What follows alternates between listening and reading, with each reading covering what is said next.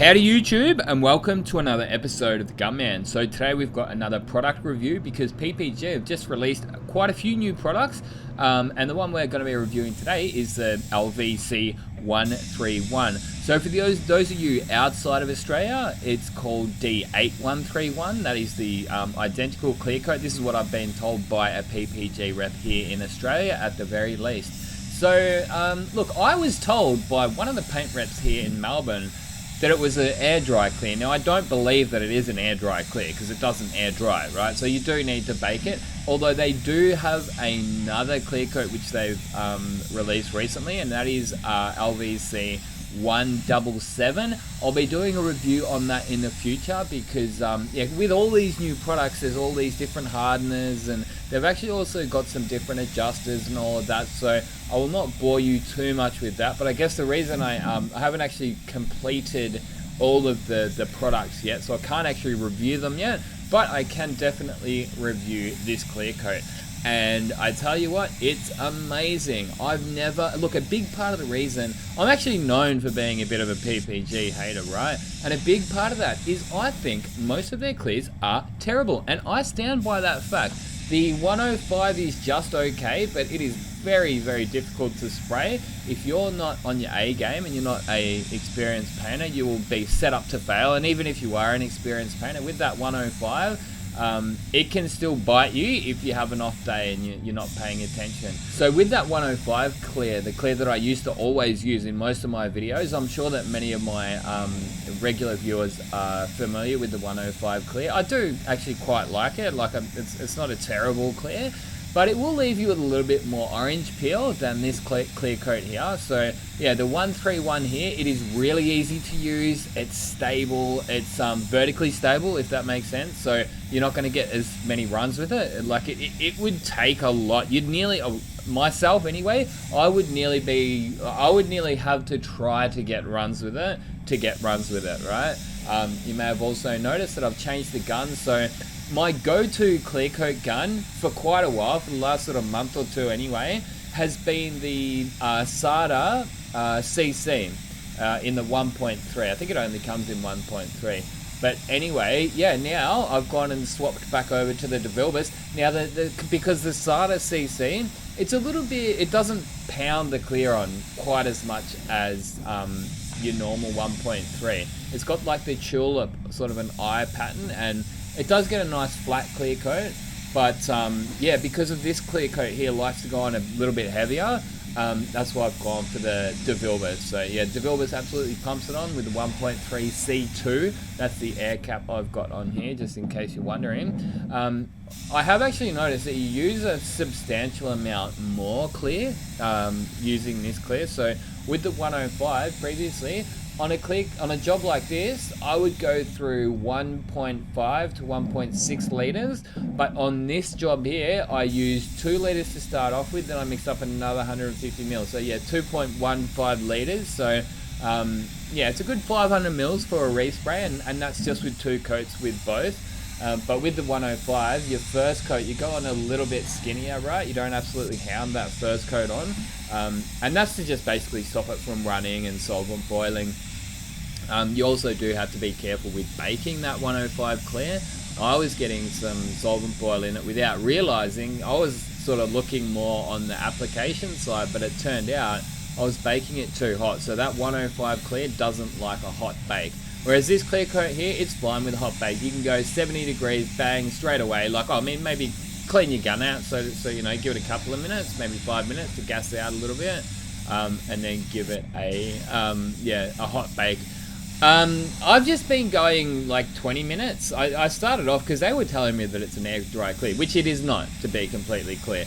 The 177 is an air dry clear. Well, I haven't used it, but I'm hearing that it's an air dry clear. So yeah, but this is definitely not. You definitely do want to bake this. Yeah, 20-30 minutes should be fine. So it's not an LE. They were telling me that this is a low energy clear, but it's not. Like, you can't just spray this clear and then just leave it for half an hour. It's going to be wet. You're going to be putting fingernails through it. Your assemblers are going to be putting screwdrivers through it. Just bake it like a normal clear coat. Basically, this will replace, in most shops here in Australia anyway, the LVC 136 clear coat. That stuff is probably one of the worst clears I've ever used. And yeah, it was just terrible. Like, it goes on orange peely, it's thick, it's gluggy, it never dries, and I'm talking, you'll use it, right, on a car, a year later, 2 years later, you'll still be able to put your fingernail into it, right? It never dries. I'm not just saying it doesn't dry before the car leaves the shop. It never dries. The 136 is terrible stuff. The Sprint Clear, I never liked that. It doesn't hold a gloss. That's the 527. The 105 is very temperamental, although I can make it work. Now, another thing that's worth mentioning is that the gloss holdout on this 131 Clear is not quite as good as the 105. I'd say give it, like, say 5% less glossy than the 105, but I say it's a small price to pay for a clear that just wants to go down nice and glassy. So like I say, I was just like a fish to water with this. I started off by using it on just a bonnet, right, on one of these patrols, and bang, straight away I'm like, I love this clear. And I haven't looked back. I've been using it on pretty much everything for the last week, and it really does remind me a lot of some of those Standox clears. So what would I put it next to? I'll probably put it next to probably, yeah, the middle of the range Standox. Like, it wouldn't quite be as good as their performance clear, I don't think so, but yeah, some of their other middle of the range clears, I'd definitely say it's as good as that. Like, it doesn't go on thick and gluggy, it doesn't go on chunky and orange peel, it just goes down nice and smooth. It'll give you those nice sort of Japanese, more flat, or the flat finishes. So yeah, you may sort of struggle if you wanted to go for the more European finish, but in saying that, no doubt an experienced painter would be able to say not heat it up as much if it was winter. You know, say usually I like to go for 30 degrees for the kind of finishes that I'm going for. 30 degrees across the board with my clear coats all year round, right? And that sort of thins it down without actually having to put thinners into it. On this day here, it was actually a bit of a warmer day, so I think the temperature in the day might have been about 28, so I didn't bother about heating the clear up. It was already warm enough. But yeah, I do still think that a experienced painter could potentially lower the pressure down and just pump a little bit more on to go for those European finishes. So I think it'd potentially be a really good clear coat for anybody out there using PPG. And like I said, it's a massive upgrade from that 136. I've got a can in there that's just been sitting there for like 6 to 8 months because I refused to use it. I actually ended up getting it credited when this clear came out. I'm like, hey, you know, just take it back. I'm not going to use it. I just won't use it. So it was unopened, they took it back, which was cool of them. But like I say, the 177, I'm not sure about the 177. I've never used it yet. I'm not sure if you actually can use it for full resprays. You may be able to, and it may turn out that it's awesome, and it's an air dry clear, and it's going to cost, save us a little bit of money in the bake cycle. So potentially we could look into using that 177. But yeah, I'm definitely looking forward to trying out all these new products. They've also got a one visit adjuster or a modifier, right? So anyone who's familiar with Standox knows that the Stando Blue, you just put 1.5 coats on, bang bang, done. Now, yeah, PPG have an adjuster so that you can basically turn their base coat, their EnviroBase, into a similar product. And I tell you what, it smells, I haven't used it yet, right? But I've got this adjuster and it smells exactly like Stando Blue. So PPG, look, they may be playing catch up, but at the end of the day, man, at least they're catching up. You know what I mean? Like, look at that clear. Like, that's a nice sort of glassy, nice tight peel to it, you know? And like, that's good. That's totally a sellable product. Nice clean job. So this is obviously a 3-stage peel that we've done. QAC is the paint code, in case you're wondering. Now with these jobs here, we prime them all and we do sand them down. Originally we were doing like a wet on wet procedure, but we found out it's just the quality of the finish is so much better when you just do a sandable primer. So to get the PPG spec, like they do actually have a spec for us to follow on these. So we actually have to use edge primer instead of an epoxy, which I would prefer. Epoxy just seems to go down a bit smoother and nicer.